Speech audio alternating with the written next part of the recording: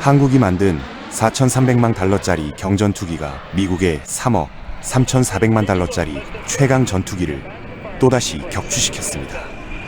한국 또 성능을 속인 거냐? 세계 방산 시장이 지금 이 한마디에 뒤집어지고 있는데요. 미 공군 최강의 제공권 전투기 F-22 랩터, 외계인을 고문해서 만들었다는 농담이 나올 정도로 압도적인 기체입니다.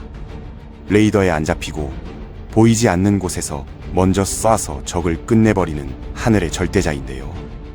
그런데 이 괴물 같은 기체가 필리핀 공군이 운용하는 한국산 FA-50에게 격추당했다는 소식이 전해지면서 미국 방산 매체들은 물론이고 중동 동남아 언론까지 앞다투어 이 소식을 보도하고 있습니다. 업계에서는 경악 그 자체라는 반응입니다. 대체 어떻게 가격이 8배나 싼 경전투기가 세계 최강의 스텔스 전투기를 잡아냈다는 것인지 당연한 의문이죠. 그런데 정작 이 사건의 파장은 단순한 훈련 결과를 훨씬 뛰어넘고 있습니다. 이 소식이 퍼지자마자 동남아시아와 중동, 심지어 아프리카 국가들까지 한국산 전투기 도입에 난리가 나기 시작했는데요. 지금부터 그 전말을 하나하나 풀어보겠습니다. 이번 격추 사건은 코프 썬더 23 다시 이 훈련 중에 발생했습니다. 미국과 필리핀이 루손섬 상공에서 실시한 연합 공전 훈련이었는데요. 미 공군은 F-22 랩터와 F-16 팔콘, A-10 썬더볼트 등을 투입했고 필리핀 공군은 자국의 주력기인 FA-50을 내보냈습니다. 그런데 바로 이 훈련 중 필리핀 조종사의 무전이 전 세계를 뒤흔들었습니다. 폭스2 우측 선회 중인 랩터 한 대 격추. 필리핀 공군 제5 전투 비행단 공식 저널에 실린 이 기록은 FA-50의 건 카메라가 포착한 영상과 함께 공개되면서 그야말로 폭발적인 반응을 끌어냈습니다. 여기서 핵심적인 분석이 하나 나옵니다. 이번 격추는 가시권 내 근접 교전, 이른바 WVR 상황에서 벌어졌다는 것인데요. F-22의 최대 장점은 스텔스 성능과 첨단 센서 융합 능력을 활용해서 적이 자신을 인식하기도 전에 60마일 밖에서 먼저 타격하는 겁니다. 이게 바로 미 공군이 말하는 이른바 선제 격추 기회인데요. 그런데 근접 접전에서는 이야기가 완전히 달라집니다. 가시권 내 교전이 시작되면 스텔스 기능의 이점이 크게 줄어듭니다. 적외선 유도 미사일은 스텔스와 상관없이 여론을 추적하고 조종사의 육안과 기동성이 승부를 결정짓게 되는 것이죠. 바로 이 상황에서 FA-50이 빛을 발했습니다. FA-50은 제너럴 일렉트릭의 F004 엔진을 장착해 최대 마하 1.5의 속도를 내면서도 훈련기 기반답게 몸집이 작아 육안으로 포착하기가 극도로 어렵습니다. 게다가 기동성까지 뛰어나니 근접전이라는 특수한 조건에서 오히려 F-22보다 유리한 교전 위치를 선점할 수 있었던 것이죠. 군사 전문가들은 이 결과를 두고 흥미로운 분석을 내놓고 있습니다. 미국의 방산 전문 매체, 이번 사건이 고가의 하이엔드 전투기를 보조하는 저비용 전력도 특정 조건에서 전략적 승리를 거둘 수 있다는 점을 다시 한번 입증했다고 평가했습니다. 내셔널 인터레스트 역시 현대의 다윗과 골리앗 이야기라며 대서특필했는데요.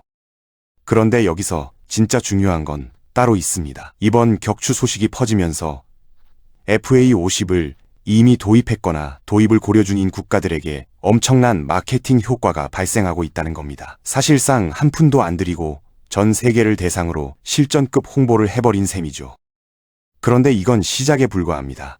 이 격추 사건의 열기가 채 식기도 전에 한국의 블랙 이글스가 세계 무대를 뒤흔들어 놓았습니다.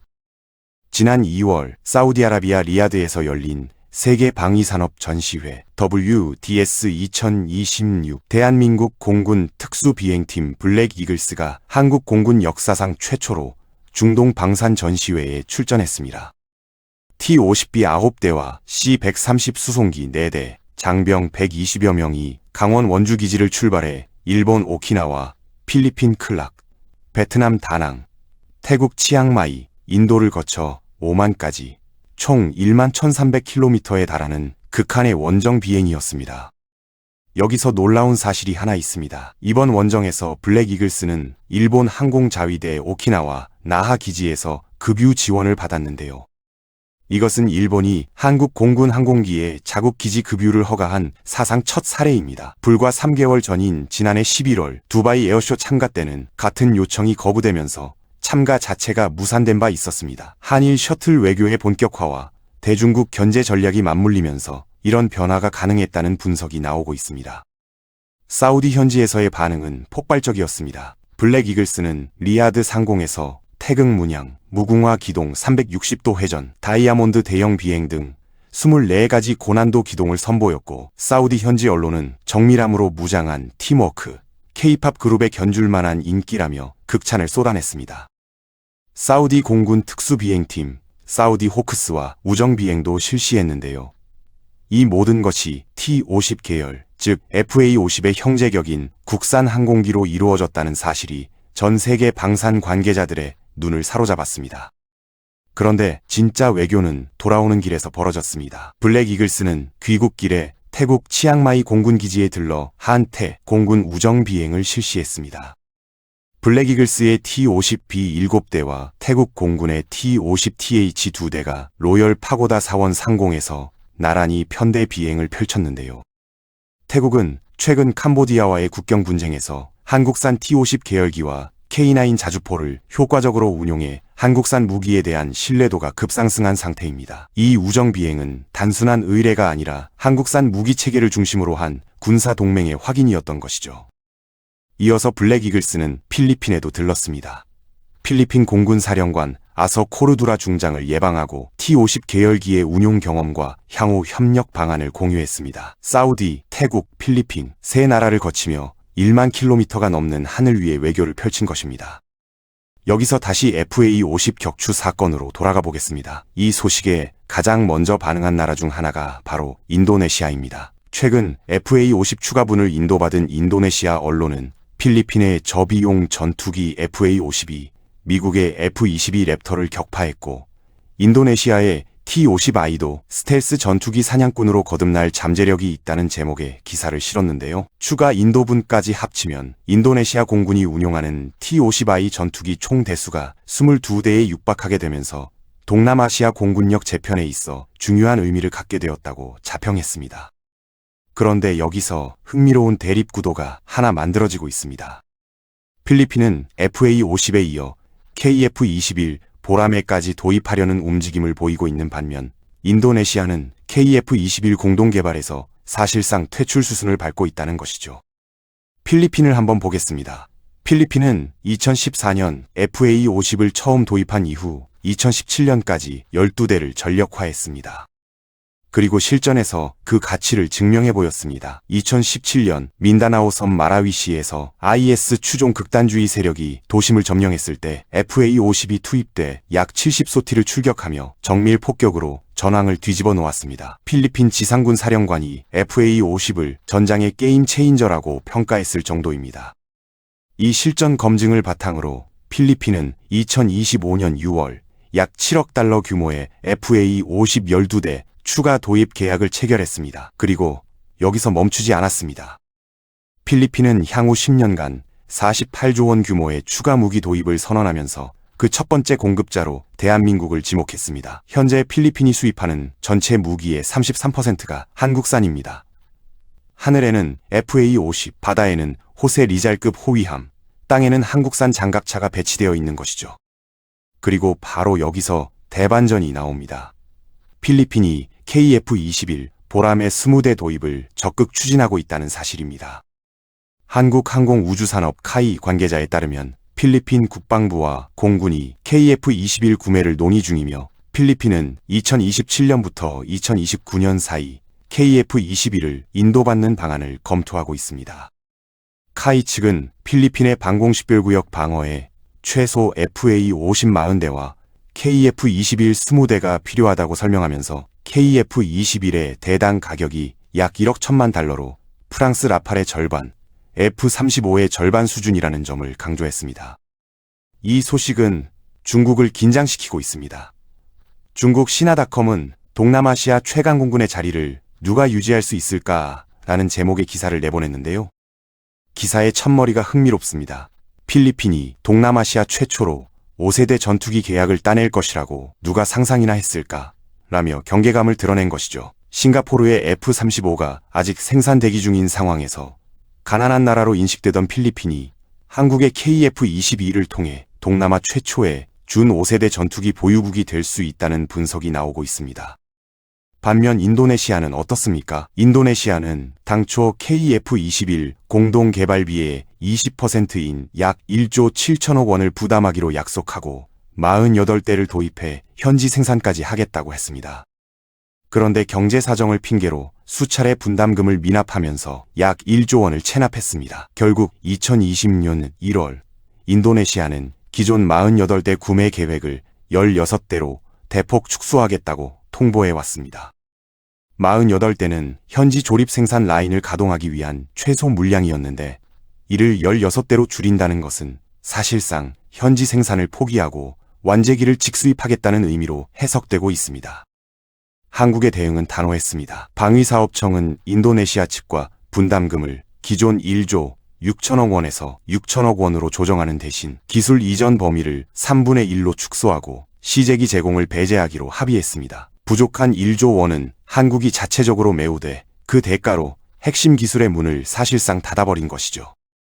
업계 관계자들의 평가가 의미심장합니다. 필리핀은 재정 규모가 인도네시아보다 작지만 약속을 지키는 신뢰성으로 한국의 우선 협력 대상이 되었다는 겁니다. 돈을 제때 내는 고객이 물건을 빨리 받는다는 방산업계의 불문율이 그대로 적용된 셈이죠. 그러다 보니 지금 인도네시아 네티즌들 사이에서는 한국이 필리핀에 KF-21을 먼저 팔려고 한다며 배신했다는 반응이 나오고 있는데요. 한국 드라마의 시나리오를 인도네시아가 썼는데 그 열매는 필리핀이 먹고 있다는 자조적인 비유까지 등장하고 있습니다.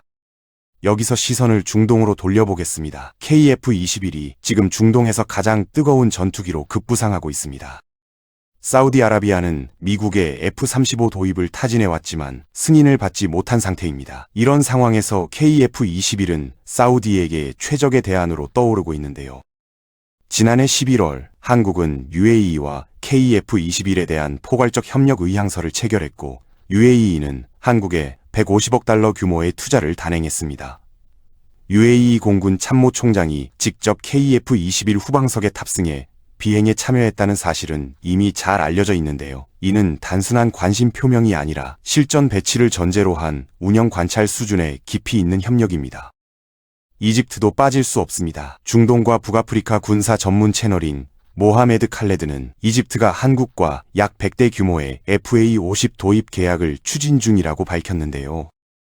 이 중 70대는 카이로 인근 해란 공장에서 현지 부품 비율을 높여 조립 생산한다는 계획입니다. 이것은 단순한 무기 수입이 아니라 이집트의 국방 산업 기반 자체를 확장하려는 전략적 의도가 담겨 있습니다. 계약이 완료되면 이집트는 아프리카 대륙 전체에서 한국산 전투기의 첫 번째 대규모 고객이자 생산 거점이 됩니다. 아프리카의 모로코까지 움직이고 있습니다. 모로코는 라이벌인 알제리가 러시아와 중국으로부터 신형 무기를 도입하자 이에 대응할 게임 체인저가 필요한 상황인데요. 전통적으로 미국과 프랑스제 장비에 의존해왔던 모로코가 글로벌 공급망 불안과 정치적 제약을 경험하면서 한국을 주목하기 시작한 것입니다. 이미 현대로템이 2조 원 규모의 모로코 철도 사업을 수주한 가운데 KF-21의 저피탐 설계가 알제리의 구형 레이더망을 무력화할 수 있다는 전략적 이점이 크게 부각되고 있습니다. 이쯤 되면 한 가지 패턴이 보입니다. 미국이나 러시아 무기를 사고 싶어도 살 수 없는 나라들, 정치적 조건 때문에 발이 묶인 나라들이 한국으로 몰려오고 있다는 겁니다. 한국은 미국이나 러시아와 달리 정치적 조건이 까다롭지 않고 기술 이전에 적극적이며 납기가 빠릅니다. 이것이 바로 세계 방산 시장에서 한국 또 성능을 속인 거냐는 말이 나오는 진짜 이유입니다. 성능을 속인 게 아니라 가격 대비 성능이 너무 좋으니까 속았다고 느끼는 것이죠. 숫자로 확인해 보겠습니다. KF-21의 양산 단가는 약 8천만에서 9천만 달러 수준으로 프랑스 라팔보다 30에서 40% 저렴하고 F-16V나 그리펜 EF보다도 경쟁력 있는 가격입니다. 2026년 1월 방위사업청은 KF-21이 개발 비행 시험을 성공적으로 완료했다고 발표했는데요. 2022년 7월 첫 비행 이후 42개월 동안 총 1,600여 회 시험 비행을 단 한 건의 사고 없이 수행했습니다. 초음속 비행, 공대공 무장 발사, 공중급유까지 모든 핵심 시험을 통과했고 2026년 말부터 양산기가 한국 공군에 인도될 예정입니다. 터키의 칸이나 인도의 AMCA가 엔진 수급 문제와 기술력 격차로 개발 일정이 끝없이 밀리고 있는 것과 극명하게 대비되는 부분입니다. 여기에 한국은 2026년 국방부 예산에 860억 원을 편성해 KF-21용 자체 엔진 국산화에도 본격 착수했습니다.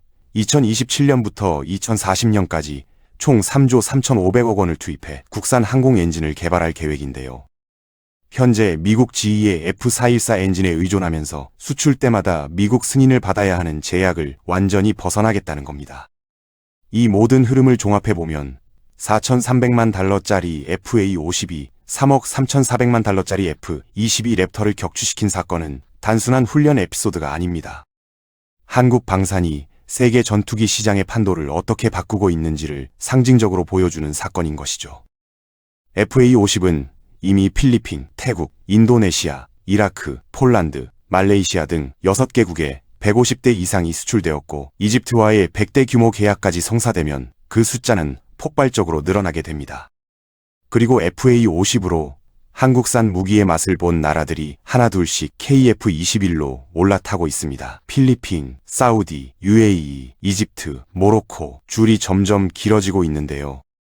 과연 KF-21은 세계 전투기 시장의 판도를 완전히 뒤바꿀 수 있을 것인지, 그리고 한국산 전투기에 대한 또 성능을 속인 거냐는 각국의 놀라움이 앞으로 얼마나 더 커질 것인지 계속 지켜보겠습니다.